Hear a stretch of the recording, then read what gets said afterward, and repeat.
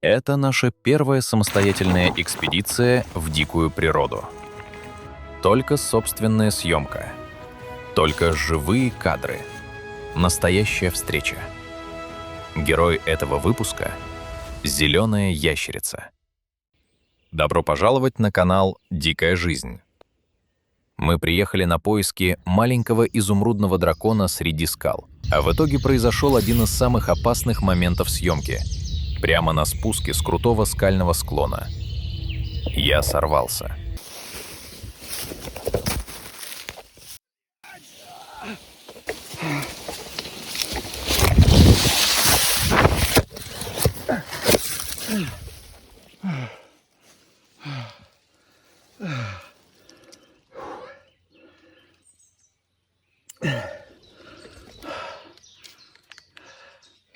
Под ногами поехала земля и камни, все посыпалось вниз.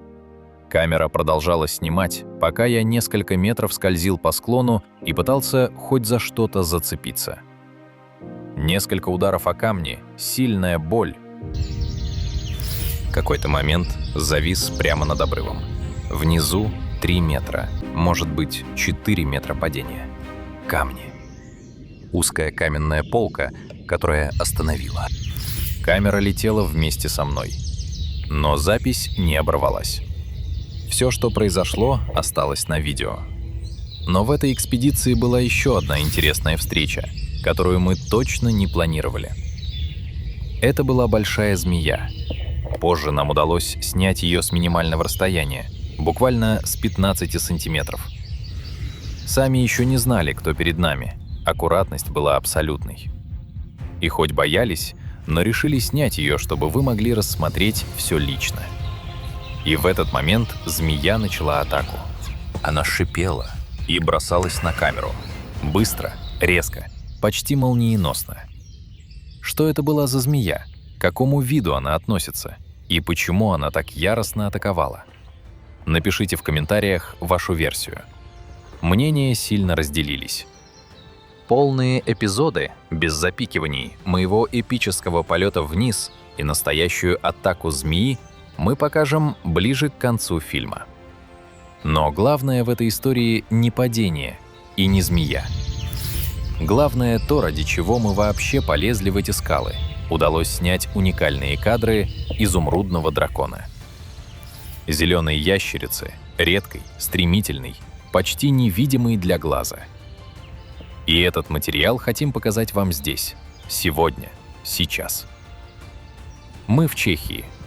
Здесь, среди скал и берегов Влтавы, начинается наша экспедиция за изумрудным драконом Богемии, зеленой ящерицей. Нам предстояло пройти десятки километров речных долин и скалистых берегов Влтавы. И знаете, очень хочется передать вам эту атмосферу, энергетику места, где мы нашли популяцию этих великолепных рептилий.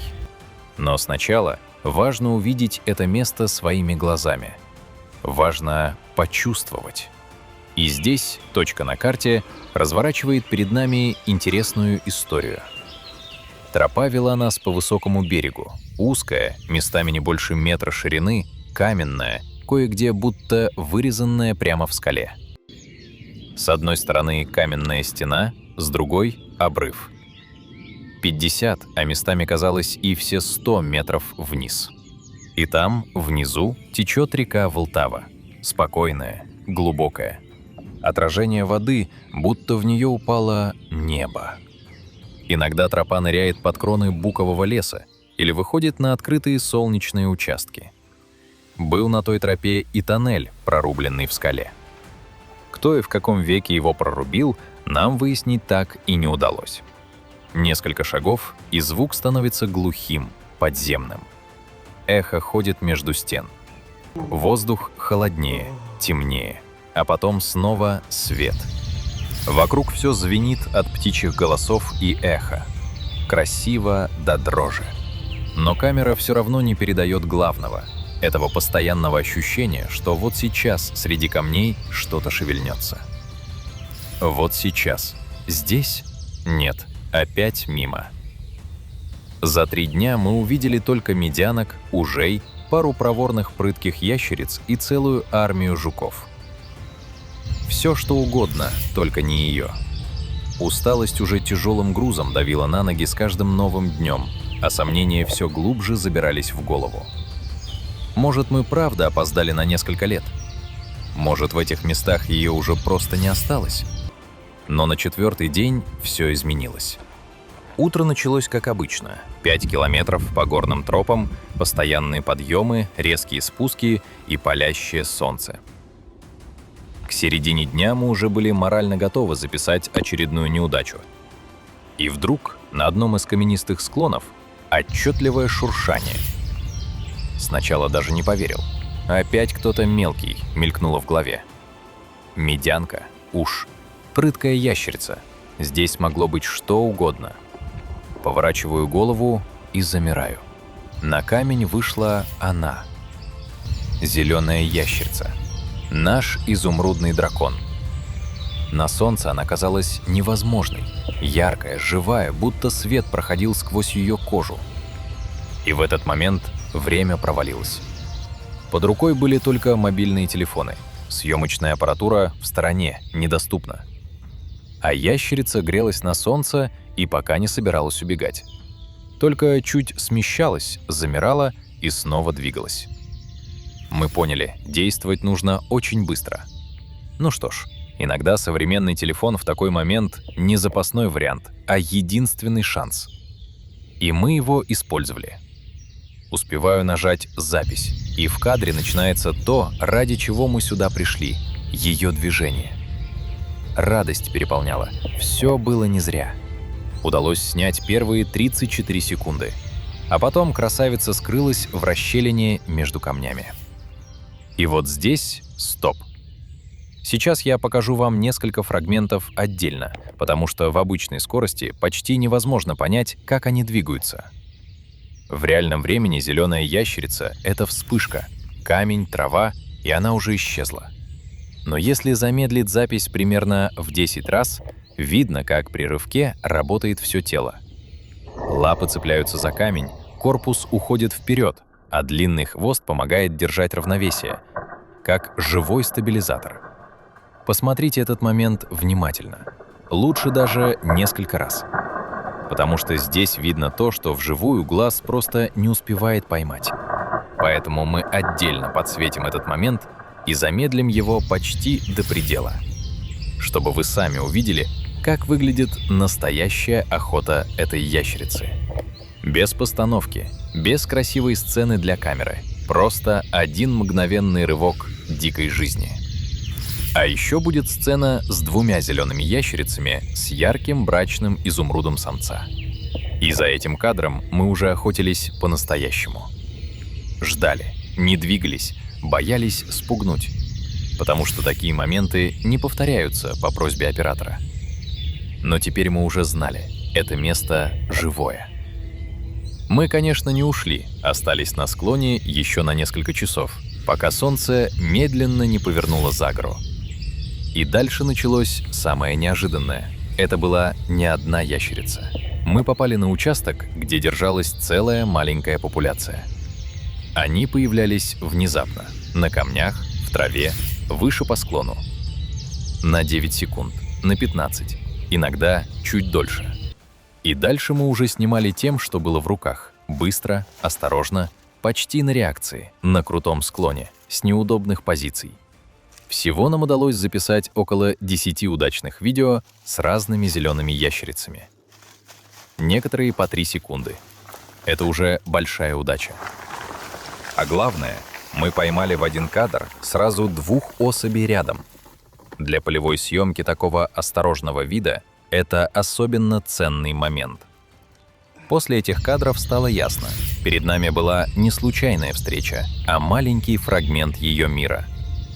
Крутой склон, камни, солнце, расщелины, трава и несколько зеленых вспышек, которые появлялись на секунды и снова исчезали.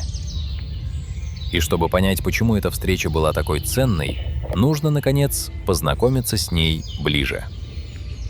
Зеленая ящерица. По-латински Lacerta viridis. самая крупная ящерица всей Центральной Европы. От Южной Германии до Австрии, Чехии, Словакии и Венгрии никого крупнее нет. Но стоит подняться севернее этой теплой полосы, и такие крупные зеленые ящерицы почти исчезают. В широтах Москвы и Петербурга такого зверя не встретить, там живут только мелкие. Прыткая ящерица да живородящая. 20, максимум 25 сантиметров. А это 45. И один только хвост в 2 раза длиннее тела. Длинный, гибкий, словно живой хлыст. Но главное в ней не размер. Главное – окраска самца в брачный сезон. Спина пронзительно зеленая. Бока головы голубые, а горло бирюзовое. Будто изнутри подсвечено. И вот тут начинается странное. Это горло светится не только для нас, оно отражает ультрафиолет. Мы этого света не видим, а самка видит. Чем ярче горло в этом невидимом для нас спектре, тем сильнее сигнал, тем выше его шансы в поединках с другими самцами. То есть мы с вами смотрим на ящерицу и видим красоту, а самка смотрит на ту же ящерицу и видит силу. Самцы меряются цветом, как рыцари гербами. Но вся эта брачная драма возможна только при одном условии, если место достаточно теплое. Цвет, запах, драки, выбор самки – все это начинается только тогда, когда солнце прогревает камни, а склон становится похож на маленький южный остров посреди Центральной Европы. Но есть еще одна причина, почему найти ее в Чехии так трудно. Это южная рептилия, которая держится только за самые теплые точки холодной страны. Ее главная стихия – Балканы, юг Европы, теплые районы Средиземноморья. После последнего ледникового периода зеленые ящерицы двинулись на север вслед за теплом, поколение за поколением. И добрались до самых теплых уголков Чехии и Германии. Карта обитания выглядит так, будто кто-то стрелял по стране дробью и попал в самые теплые места. На севере пусто, в горах пусто, в лесах их нет. А там, где скала, солнце и южный склон, возможно, крошечная точка, локация вида. И эта точка на грани исчезновения. Чешские популяции отличаются даже на уровне ДНК. Их изучили на генетическом уровне и обнаружили. Это изолированные северные популяции, оторванные от основного южного ареала. Если она исчезнет здесь, вернуть такую популяцию будет почти невозможно. Теперь, что эта ящерица делает на самом деле, когда ее не видят? Она охотится. Да, охотится. Изящная зеленая красавица, на деле настоящий маленький хищник. Жуки и пауки – легкая закуска, но в ее меню новорожденные мышата, птенцы в гнездах, кладки яиц и даже молодые ящерицы других видов. Соотношение, как у леопарда и косули. Только все это происходит в чешском камне, и никто никогда об этом не узнает. А весной у нее другая работа. Самцы превращаются в рыцарей. Каждый держит свой участок, каждый готов драться за самку. И эти бои выглядят театрально. Самец встает высоко на передних лапах, чтобы соперник видел его горло целиком. Хвостом он хлещет по воздуху. Звук, как от удара хлыста. Если соперник не уходит, начинается драка с укусами, и один из самцов отступает с разорванным боком. А потом наступает ее момент. Самка приходит на участок победителя. И вот тут самое странное. Брачный ритуал у этого вида начинается с того, что самец кусает самку за основание хвоста. Так у них принято. Ни ухаживание, ни танец. Укус. Сигнал «я выбрал». Через несколько недель самка отложит от 6 до 25 яиц. Спрячет их в гниющее бревно или во влажную землю, туда, где тепло и сыро, и уйдет. Малыши будут вылупляться сами через 2-3 месяца. каждый уже размером с прыткую ящерицу из подмосковного леса. Вот такая жизнь идет на этих скалах, параллельно нашей, на расстоянии вытянутой руки. И тогда возникает главный вопрос. Если эта ящерица живет здесь целыми поколениями, почему ее так чертовски трудно увидеть? Мы привыкли думать, что чудеса природы где-то далеко, в Амазонии, в Африке, в Юго-Восточной Азии, а они рядом. На солнечной скале над Вултавой живет изумрудный дракон. Пришел сюда 1000 лет назад, закрепился и до сих пор греет свое бирюзовое горло. А теперь то, что мы обещали в самом начале. Ставлю запись как есть. Это случилось по-настоящему. Земля ушла из-под ног. Камера летела рядом и продолжала снимать. Жив. Камеру из рук не бросил. Тоже жива. Эти кадры перед вами.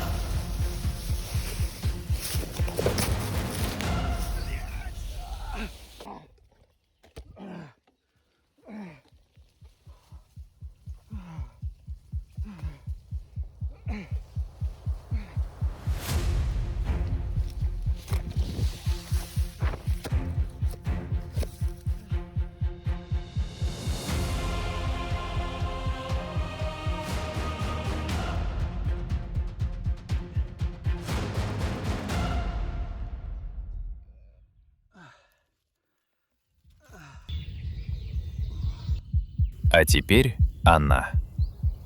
3 атаки с 15 сантиметров от объектива. Кто это был? Мнения в нашей команде разделились.